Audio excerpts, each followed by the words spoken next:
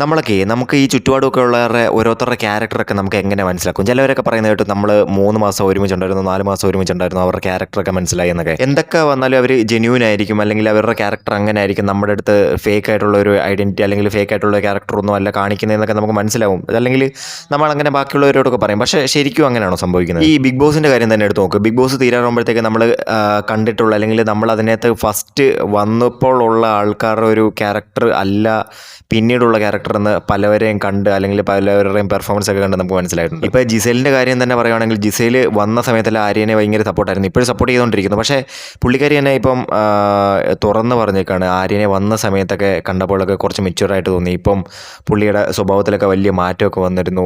കുറേ നാൾ കഴിഞ്ഞപ്പോഴത്തേക്ക് കുറേ അടുത്ത് കഴിഞ്ഞപ്പോഴത്തേക്ക് വലിയ മാറ്റമൊക്കെ സംഭവിച്ചിരിക്കുന്നു പുള്ളിക്കാരി തന്നെ പറയും. എന്തൊക്കെ വന്നാലും ഇതൊരു ഷോ ആണെന്ന് എല്ലാവർക്കും അറിയാം. ഈ ഷോയ്ക്കകത്ത് നമ്മൾ വെളിപ്പെടുത്താത്ത വേറെ ഒരു ക്യാരക്ടറും എല്ലാവരുടെ മനസ്സിലും ഉണ്ടായിരിക്കും. അപ്പോൾ ഈ നമ്മളൊക്കെ നമ്മുടെ ചുറ്റുപാടും ഉള്ള സുഹൃത്തുക്കൾ അല്ലെങ്കിൽ മറ്റ് ബന്ധങ്ങൾ എല്ലാവരെയും നമ്മളിങ്ങനെ ട്രസ്റ്റ് ചെയ്യുന്ന ആൾക്കാരൊക്കെ ഇല്ലേ, ഒരു മന്തിൽ അല്ലെങ്കിൽ 2 മന്തിലൊക്കെ ട്രസ്റ്റ് ചെയ്യുന്നത് എല്ലാവരും തെറ്റാണെന്നല്ല, എന്നാലും നമ്മളറിയാതൊക്കെ ഇതുപോലെയൊക്കെ വിശ്വസിച്ച് പോകുന്ന ചിലരുണ്ട്. സത്യം പറഞ്ഞാൽ ഇതുപോലുള്ള ഷോയൊക്കെ ചിലർക്കൊക്കെ എങ്കിലും ഒരു തിരിച്ചറിവൊക്കെ ആയിരിക്കും.